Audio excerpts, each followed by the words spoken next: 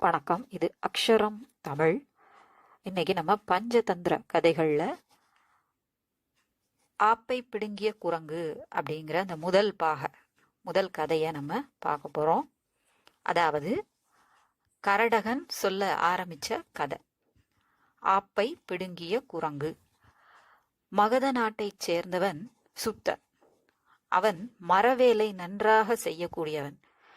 மரங்களை நூல் போட்டு அறுப்பதிலும் மிகுந்த கெட்டிக்காரன். அவ்வூர் கோயில் திருப்பணிக்காக மரங்கள் நிறைய அறுக்க வேண்டியிருந்தது. அதனால் சுத்தனை தெரிவித்திருந்தார்கள். அவன் கீழே தள்ளப்பட்டிருந்த மரத்தின் மீது கோடு இழுத்து அறுக்கத் தொடங்கினான். மாலையில் அந்த வாட்காரன் பிளந்தவரை ஒன்று கூடாதிருக்க முளையடித்து வைத்துவிட்டு சென்றான். அப்பொழுது குரங்குகள் சில கூட்டமாக அங்கு வந்தன. கோயில் வேலை பூர்த்தியாகாமல் அரைகுறை நிலையில் இருந்தது. மரத்தாள்கள், வீட்டின் உயர்ந்த கூரைகள், மரத்தின் உச்சி ஆகியவற்றின் மீது ஏறி ஏறி குரங்குகள் ஓடியாடி விளையாடின. சும்மா இருக்கக்கூடாதா? அது சமயம் தன் இறுதி காலம் நெருங்கிய குரங்கு ஒன்று அம்மரத்தின் மீது குதித்து வேண்டாத ஓர் இடத்தில் யாரோ இந்த ஆப்பை அடித்திருக்கிறார்கள் என்று கூறி தன் பீஜம் அப்பிளப்பினுள்ளே சென்றிருப்பது அறியாமல் அசைத்து அசைத்து அந்த ஆப்பை பிடுங்கலாயிற்று.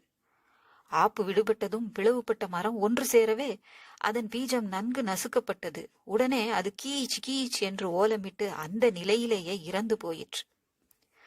இதனால் தனக்கு தகாத காரியத்தை செய்தால் எவருக்கும் பிராணச்சேதம் ஏற்படும் என்று தெரிகிறதல்லவா?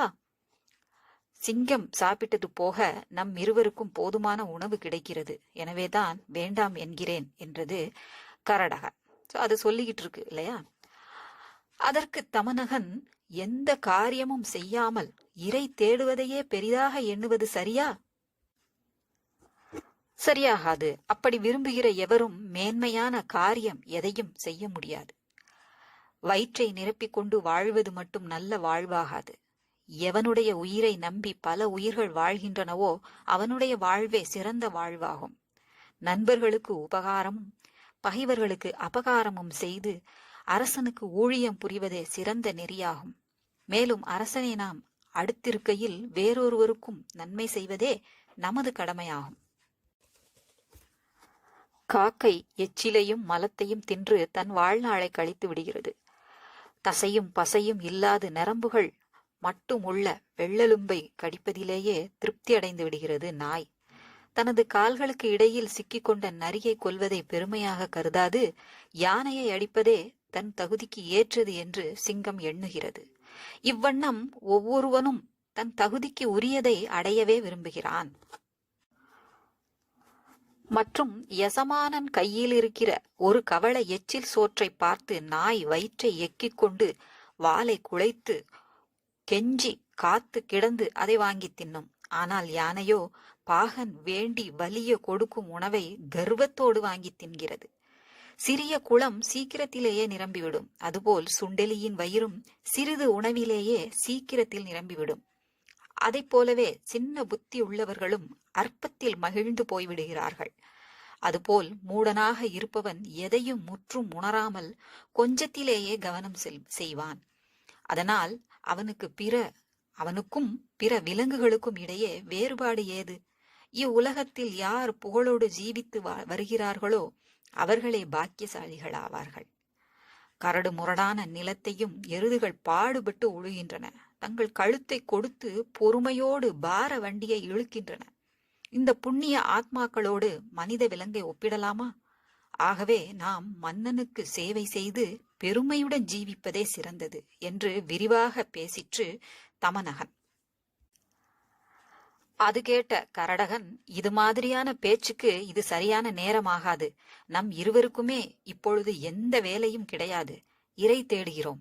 இந்த நிலையில் முடவன் கொம்பு தேனுக்கு ஆசைப்பட்டால் கிட்டுமோ என்று இகழ்ந்து பேசிற்று. அப்படி சொல்லாதே. வேலை இல்லாதவனுக்கு வேலை கிடைக்காமற் போகாது. கூலி வேலை செய்பவன் கருத்துடன் செய்வானானால் அவனுக்கு நிரந்தரமாக வேலை கிடைத்து விடுகிறது. அவனே கவனக்குறைவாக வேலை செய்வானானால் உள்ள வேலையும் போய்விடும். எவனும் தானே உயர்ந்து விட முடியாது. தன் முயற்சியாலும் குணத்தினாலும் வலுவினாலுமே சமர்த்தனாகிறான். மற்றும் எவரும் எப்பொழுதும் மேலான காரியத்தையே எண்ண வேண்டும். அது கைகூடாவிட்டாலும் அவனுக்கு பெருமை தரும். அதனால் புத்திசாலிகள் எப்பொழுதும் மேன்மையான காரியங்களையே செய்வார்கள். ஒரு பாறாங்கல்லை மலைக்கு கொண்டு போவதோ மிக கடினமான காரியம். ஆனால் அதை அங்கிருந்து கீழே தள்ளுவதோ மிகவும் எளிதாகும். இவ்வண்ணம்தான் நல்லதும் தீயதும் ஒருவனிடம் செயல்படுகின்றன. ஆகையால் பெருமையும் சிறுமையும் அவரவராலேயே வரும். முயற்சியுடையார் இகழ்ச்சியடையார் என்னும் பழமொழியை நீ கேட்டதில்லையா என்றது தமனகன். நீ சொல்லுவது சரியே. அதிருக்கட்டும், நம் மிருகேந்திரன் கிளிப்பிடித்து நிற்கிறான் என்கிறாயே, அது எப்படி உனக்கு தெரியும் என்றது கரடகன். தெரிவதற்கு என்ன இருக்கிறது? வாய்விட்டு பேசிய பேச்சை விலங்குகளும் புரிந்து கொள்ளும். யானையும் குதிரையும் தூண்டுதலினால்தான் பாரத்தை இழுக்கின்றன. ஊகத்தின் மூலம் சரியாக அறிகிறவனே பண்டிதனாவான். அப்படி அறியாவிட்டால் புத்தியால் என்ன பயன்? முகத்தோற்றம், அங்க அசைப்பு, நடை, உடல் நெளிப்பு, வார்த்தை, கண்ணிலும் முகத்திலும் ஏற்படும் மாறுதல்கள் ஆகியன ஒருவன் உள்ளத்தில் இருப்பதை அறிவிக்கின்றன. ஆகையால் என் அறிவாற்றலால் நம் மிருகேந்திரனை இதோ நான் வசப்படுத்தப் போகிறேன் பார் என்று கூறியது தமனகன். அப்படியா சொல்கிறாய்? உனக்கு மற்றவரிடம் இணங்கி நடக்கவே தெரியாது. அப்படி இருக்க நம் அரசனை எப்படி வசப்படுத்துவாய்? பெரிதாக உயரப் பறக்கும் பறவைகளுக்கு தூரம் ஏது? வித்வானாக உள்ளவனுக்கு பரதேசம் ஏது? பிரியமாய் பேசுபவர்களுக்கு சத்ரு ஏது? விராட ராஜ சபையில் எப்படி நடந்து கொள்ள வேண்டும் என்பதை பாண்டவர்களுக்கு வியாச முனிவர் அறிவித்துள்ளார்.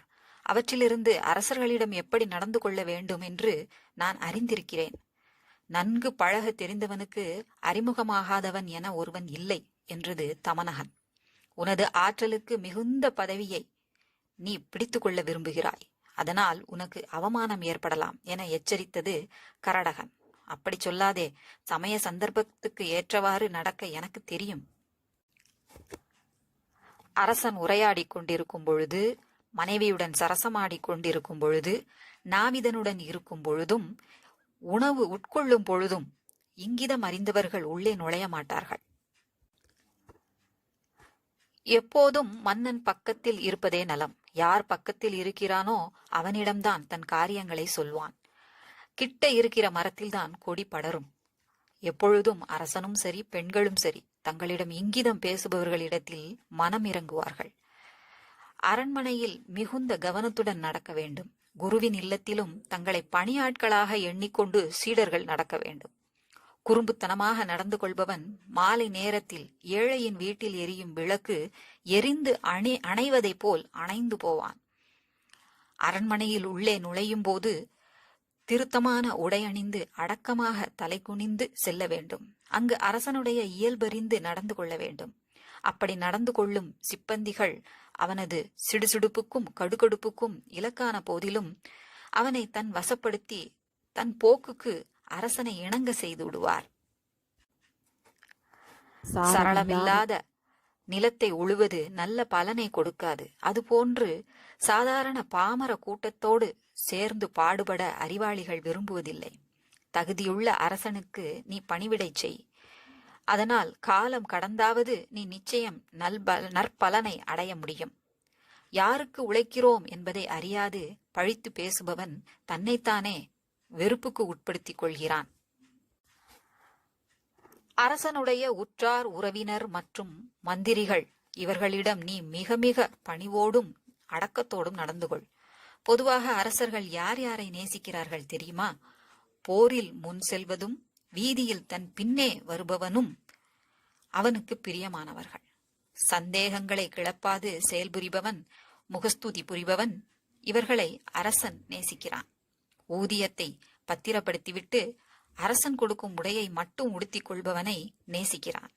தன் முன்னே சிரிக்காதவர்கள், தன் குத்தலான பேச்சுக்கு பதில் உரைக்காதவர்கள், அந்த புறத்து பேச்சுக்களை ஒட்டு கேட்காதவர்கள், தன் துன்ப நிலையிலும் எவன் பாடுகிறானோ அவனை அரசர்கள் நேசிக்கிறார்கள். பகைவனை வெறுக்க வேண்டும், நண்பனை நேசிக்க வேண்டும். சண்டையிலும் சமாதானத்திலும் ஒத்துழைக்க வேண்டும். எதையும் அடிக்கடி கேட்டு நச்சரிக்க கூடாது. நாடு கடந்து வாழ்வதையும் வீட்டு வாழ்க்கை போல் எண்ண வேண்டும். மதுவையும் சூதாட்டத்தையும் வெறுக்க வேண்டும். பிறர் மனைவியை ஏறிட்டு பார்த்தல் கூடாது. இப்பேற்பட்டவர்களை மன்னர்கள் மிகவும் விரும்புகிறார்கள் என்றது தமநகன். அதிருக்கட்டும், நீ இப்பொழுது அரசனிடம் சென்றதும் முதலில் என்ன சொல்ல விரும்புகிறாய்? அதையாவது சொல்லு என்றது கரடகன். நல்ல மழை பெய்திருக்கையில் எப்படி விதையினுள் முளை புறப்படுகிறதோ அதுபோல் மன்னன் கேள்விக்கு என் விடையினின்று பதில் புறப்படும். புத்தியுள்ள வேலைக்காரன் நல்லதுடன் கெட்டதையும் எடுத்துக்காட்டி முடிவு செய்ய வழிகோலுகிறான். நல்ல பண்பு வாய்ந்தவன் அதன் மூலம் பொதுமக்களின் போற்றுதலையும் வாழ்க்கை வசதிகளையும் பெறுகிறான். மன்னனுடைய வீழ்ச்சியை விரும்பாதவன் அவன் உத்தரவின்றியே நேரே சென்று பேசலாம். இதுவே சிறந்த வழி என்றது தமநகன். அரசனை திருப்திப்படுத்துவது சிரமமான காரியமாயிற்றே. நகமுள்ள விலங்குகள், கொம்புள்ள விலங்குகள், ஆறுகள், ஆயுதம் தரித்தோர் ஆகியோரை நம்பாதே. அதை போலவே அரசனையும் நம்பாதே என்றது கரடகன். அது கேட்ட தமநகன், உண்மைதான். அறிஞன் பிற மனதில் உள்ளதை அறிந்து அவர்களை எளிதில் வசப்படுத்திக் கொள்கிறான். எதிலும் மேம்பட்டவனை எடுத்து பணிவிடை செய். அந்த மேம்பாட்டை நீ அடைந்தாலோ அல்லது அவனிடம் மேம்பாடு குறைந்தாலோ நீ அவனை விட்டு விலகிவிடு. பயன் கொடுக்குமா என்பதை அறிந்து சொல்லுவதை சொல்லு. வெள்ளை துணியில்தான் சாயங்கள் நன்றாக ஏறும். பிறரது ஆற்றலையும் தகுதியையும் அறிந்த பிறகே சொல்லுவதை சொல்லு என்றது தமநகன். அது கேட்ட கரடகன், உன் விருப்பம் இதுவாயின் நீ அரசனிடம் செல்லலாம். உனது முயற்சியில் வெற்றி பெறுக என்று கூறிற்று. உடனே கரடகனை வணங்கி விடைபெற்று கொண்டு தமநகன் சிங்கத்தை சந்திக்கச் சென்றது. தமநகன் தன்னை நோக்கி வருவதைக் கண்ட மிருகேந்திரன் பிங்களகன் தன் வாயில் காப்போனை அழைத்து, மந்திரிகுமாரன் தமநகன் என்னை காண வருகிறான், அவனை உள்ளே விடு என்று சொல்லியது. அவ்வண்ணமே வாயில் காப்போனான விலங்கு தமநகனை உள்ளே விட்டது. உள்ளே வந்த தமநகன் முதல் வேலையாக மன்னனுக்கு வணக்கம் செலுத்தியது. உடனே சிங்கம் அங்கிருந்த ஓர் இருக்கையை காட்ட அதில் அமர்ந்தது தமநகன். எங்கே? உன்னை இத்தனை நாட்களாக இந்த பக்கமே காணோம் என்று சிங்கம் விசாரித்தது. மன்னவனே, இப்பொழுது தங்களிடம் வரவேண்டிய காரியம் ஏற்பட்டது. அதனால் இங்கு வந்துள்ளேன். சிறு துரும்பும் பல்குத்த உதவும் அல்லவா? அதுபோல் இப்பொழுது நானும் உங்களுக்கு உதவியாக இருக்கலாம் அல்லவா? பரம்பரையாக தங்களுக்கு ஊழியம் புரிந்து துன்ப காலத்திலும் தங்களை தொடர்ந்து வருபவர்கள் நாங்கள். இது தவிர வேறு வேலை ஏது எங்களுக்கு? ஒருவேளை மன்னர் குணவானை அசட்டை செய்து தள்ளிவிட்டாலும் அவனது நற்குணம் போய்விடுமா? அதனால் யோக்கியவானை பரிசோதித்து அறிந்து நல்ல காரியத்தில் ஈடுபடுத்தினால் அவன் மன்னனுக்கு பெரும் கீர்த்தியை ஏற்படுத்துவான். அதனால் தாங்கள் என்னை இது நரி என்று ஏளனம் செய்யலாகாது. மகாவிஷ்ணுவின் வராக வடிவில் பூசிக்கவில்லையா? எப்போதும் உருவத்தை பாராமல் குணத்தைத்தான் பார்க்க வேண்டும். ஏனென்றால் மலை போல் இருக்கின்ற தேர் சிறு கடையாணியால் தானே நிலை பெறுகிறது. வேலைக்காரர்களையும் அணிகலன்களையும் வைக்க வேண்டிய இடத்தில் வைக்க வேண்டும். நினைத்தபடி செய்ய விரும்பி யாராவது சூளாமணியை காலில் அடிந்து கொள்வார்களா? பழங்குடியில் பிறந்து செல்வச் செழிப்பால் மிதக்கும் பரம்பரை அரசனாயினும் வேலைக்காரர்களின் பண்புகளை பொருட்படுத்தாத அரசனிடம் வேலைக்காரர்கள் தங்குவதில்லை. என்னை பார்த்து வெகு நாளாயிற்று என்று கூறினீர்கள் அல்லவா? நல்லது கெட்டது பாகுபாடு இல்லாத இடத்தில் தன்மானம் உள்ளவர்கள் சிறிது நேரங்கூட தங்க மாட்டான். சிவப்பு கல்லுக்கும் சிவந்த கண்ணுக்கும் வித்தியாசம் தெரியாத கடைத்தெருவில் ரத்தின வியாபாரம் செய்வது எப்படி? இந்த இரு தரப்பினரிடையே பரஸ்பரம் பிணைப்பு இருப்பது அவசியம். இருப்பினும் எசமானனின் பண்பை பொறுத்தே வேலைக்காரனின் தரமும் இருக்கிறது. நானோ கருவியும் காலமும் அறிந்து கருமத்தை முடிக்க வல்லவன். இந்த வல்லமையெல்லாம் தங்களிடத்தில் இருந்தால் மிகவும் பிரகாசிக்கும். வாள் முதலிய ஆயுதங்களும் வீணை முதலிய வாத்தியங்களும் பூமியும் யோகிகளும் பெண்களும் சாத்திரங்களும் ஆகிய இவையெல்லாம் பரிபாலனம் செய்கிறவர்களால்தான் பிரகாசிக்கும். ஆயினும் நரிதானே என்று என்னை அலட்சியமாக கருத வேண்டாம். அது தவறு. பூச்சியிலிருந்து பட்டும் கல்லிலிருந்து வைரமும் கிடைக்கவில்லையா? வீட்டில் பிறக்காது போயினும் நன்மை செய்யும் பூனையை வீட்டோடு வைத்து வளர்க்க வேண்டும். அரசே, திறமையும் விசுவாசமும் உள்ள என்னை தாங்கள் அசட்டை செய்யலாகாது. செல்வத்தை புல்லுக்கு சமம் என்று கருதும் ஞானிகளை அவமதித்தல் கூடாது. எப்போதும் பக்கத்தில் சமர்த்தன் இல்லாத மன்னனுக்கு அபகீர்த்தியே வரும் என்று அழுத்தம் திருத்தமாக சொல்லியது தமனகன். அது கேட்ட சிங்கம், நீ என் பிரதானியின் மகன்தானே என்று கேட்டு மீண்டும் நிச்சயித்து கொண்டது. ஆம் ஐயனே என்று மீண்டும் ஒருமுறை எழுந்து வணங்கிவிட்டு அமர்ந்தது தமனகன். சரி, என்னிடத்தில் ஏதேனும் சொல்ல வேண்டுமா என்று மிருகேந்திரன் கேட்க, ஆம் ஐயனே என்று சொல்லி பேசத் தொடங்கியது தமனகன். அரசே, தண்ணீர் அருந்த யமுனைக்கு புறப்பட்ட தாங்கள் அதை அருந்தாமல் தயங்கி நின்று பிறகு இங்கே திரும்பிவிட்டீர்களே, ஏன்? அதை நான் அறிந்து கொள்ளலாமா என்று வாய்ப்பொத்தி கேட்டது தமனகன். அது கேட்ட சிங்கத்தின் முகத்தில் மாறுபாடு உண்டாயிற்று. தான் பயந்து திரும்பியதை சொல்ல வெட்கப்பட்டு கொண்டு ஒன்றுமில்லையே என்று மழுப்பியது. மன்னவா, அது சொல்லத்தகாத விஷயமாயின் என்னிடம் சொல்ல வேண்டாம். சிலவற்றை சிலரிடம்தான் தெரிவிக்க வேண்டும், எல்லாவற்றையும் எல்லாரிடமும் தெரிவிக்க கூடாது என்றது தமனகன். இதை கேட்ட சிங்கத்திற்கு தமனகன் பால் நம்பிக்கை உண்டாயிற்று. நம்பிக்கைக்கு பாத்திரமான நண்பனிடமும் பணியாளிடமும் அன்புள்ள மனைவியிடமும் வலிமையுள்ள எஜமானனிடமும் சொல்லலாம். அதனால் மனபாரம் குறையும் என்று கருதியது சிங்கம். வெகு தூரத்தில் இருந்து பெரிய ஓங்கார சப்தம் ஒன்று வருகிறதே, அது உன் காதில் விழுகிறதா என்று கேட்டது சிங்கம். ஆம், அந்த சப்தம் என் காதில் விழுகிறதே, அதனால் என்ன? நான் தயங்கி நின்றதுக்கு அதுதான் காரணம். நான் இந்த காட்டில் வெகு நாட்களாக சுகமாக இருந்து வருகிறேன். இப்போது இதை விட்டு போகக்கூடிய சூழ்நிலை ஏற்பட்டுள்ளது. இதனால் இது பற்றி நீ என்ன சொல்லுகிறாய்? ஏதோ வழுக்கி விழுபவனுக்கு ஊன்றுவோல் போல் இன்று இப்பொழுது நீ எனக்கு கிடைத்துள்ளாய். அரசே, வெறும் சத்தத்தை கேட்டு மனக்கலக்கம் அடைவது தங்களையொத்தவர்களுக்கு பெரும் இழுக்கை தேடி கொடுக்கும். காடு என்றால் ஏதோ பயங்கரமாக ஒலிகள் அவ்வப்போது எழத்தான் செய்யும். அதற்கெல்லாம் அஞ்சலாமா? ஆகவே முன்னோர்கள் வாழ்ந்த இந்த காட்டை விட்டு தாங்கள் திடுமென போதல் கூடாது. ஒரு காலை ஊன்றி மறுகாலை எடுத்து வைப்பதே புத்திசாலித்தனமாகும். புது வீடு ஒன்றை நிச்சயப்படுத்தி கொள்ளாமல் பழைய வீட்டை விட்டு விடலாகாது. காட்டில் ஏற்படும் சத்தத்திற்கு யாராவது பயப்படுவார்களா? அஞ்சா நெஞ்சத்துடன் இருக்கும் வாழும் அரசன் அவமானம் அடைவதில்லை. துன்பம் வந்தபோது துயரப்படாதவனும் நன்மை ஏற்படும் போது மகிழ்ச்சி அடைபவனும் போரில் நிலை கலங்காது நிற்பவனும் உலகில் தலைவனாக திகழ்வான். அரசே, இவற்றை மனதிற்கொண்டு தாங்கள் தைரியத்துடன் இருக்க வேண்டும். கொழுப்பும் இறைச்சியும் நிறைய இருக்கும் என்று முதலில் நினைத்தேன். உள்ளே பார்த்தால் வெறும் தோலும் மரக்குச்சிகளுமே இருந்தன என்று ஒரு நரி கூறிற்று என்றது தமனகன். அது என்ன கதை என்று கேட்டது சிங்கம். அந்த கதையை அடுத்த பகுதியில பார்க்கலாம். உங்களுக்கு பிடிச்சிருந்தா லைக் பண்ணுங்க, ஷேர் பண்ணுங்க.